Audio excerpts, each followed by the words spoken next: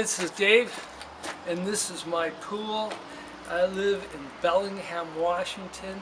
It is the last day of May, and today's kind of a cloudy day, but I thought this would be a good day to start working on my swamp.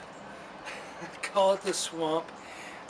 Within 3 days, this pool is going to look pristine and actually swimmable if it were up to temperature.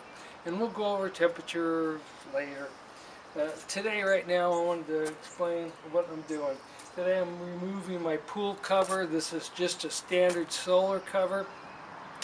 I have a rather large pool. It's 18 feet wide.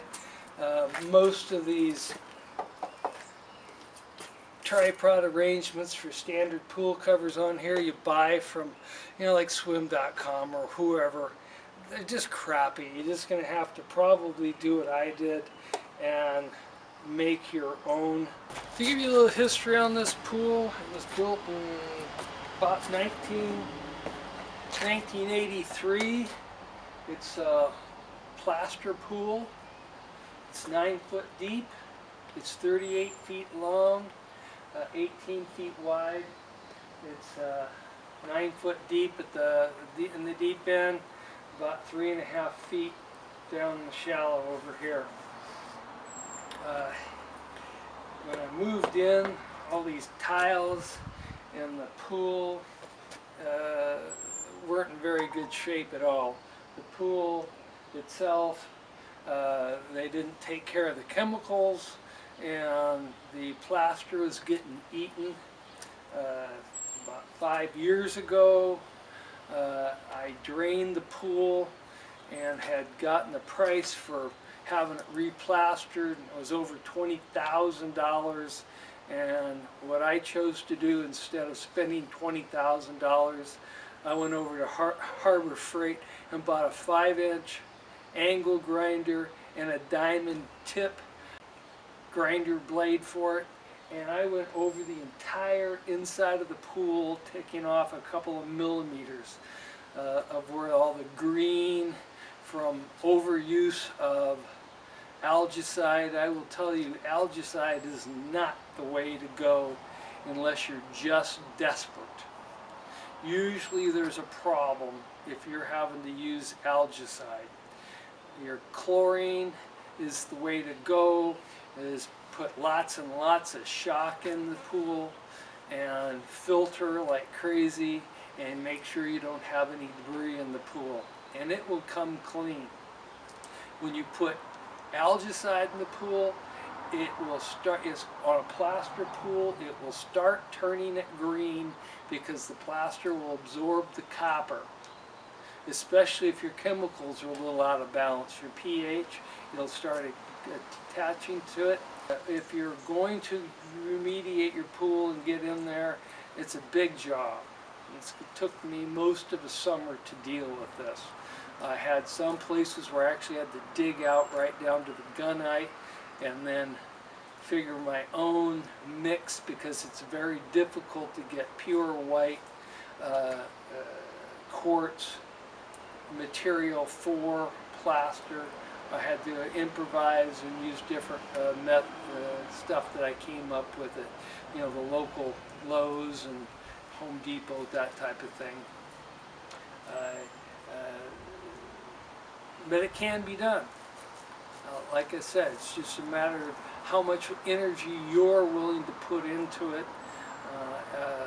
I felt 3 months of my time was well worth $20,000 of my hard-earned money going into it, and I got the product I wanted rather than what they were going to deliver. So anyway, I ended up using that same method on the coping here. This coping was beautiful, with the exception that the quartz in it, because it was built in the 80s, the aggregate, or the cement compounds that were inside there, in between all the hard quartz, had kind of worn down, And so I went back over and smoothed it all out, and because I was tired of scraping up knees and hands on the edges, and it came out nice. It wasn't that hard to do, you know, other than the stoop labor aspect of the whole thing, it really wasn't that big a deal. When you if you decide you're going to do that, make sure you have a filtration in the pool, the media that you're ready to get rid of. Because what you're going to find, like I use a creepy crawly in here, is that when you start sucking all that stuff up and running it through your filter media, because no matter what you do, how clean you think you've got it, there are going to be loose particles. It's going to end up in your filter, and it's going to clog it up, and you're just going to end up having to get rid of it or change it out somehow.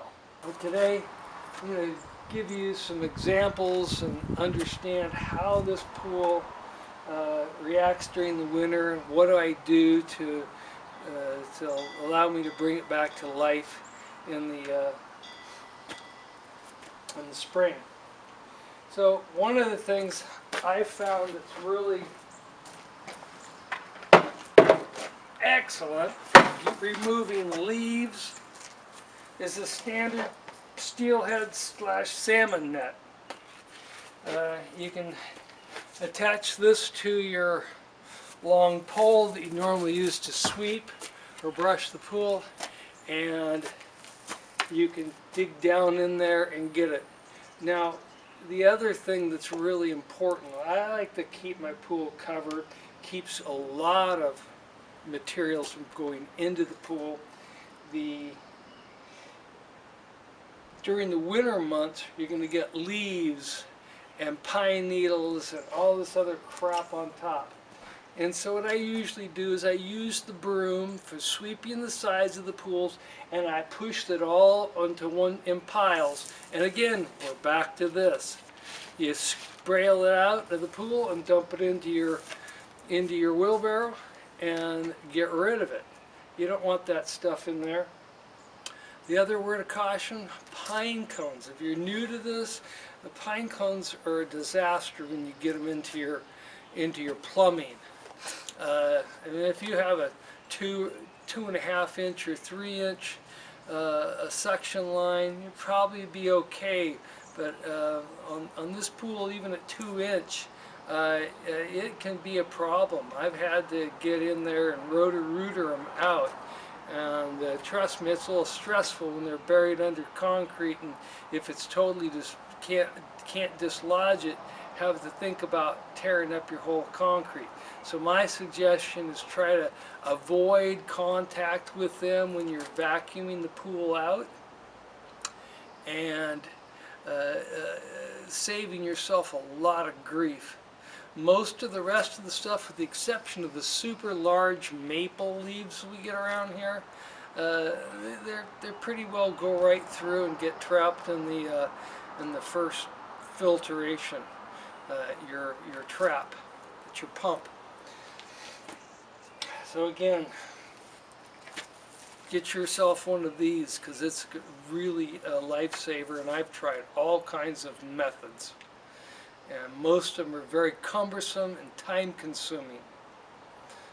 What you don't want to do is spend hours and hours and hours on your pool. I spend about 40 hours of work on this pool for the entire year. Anyway, I'm going to get on with it and start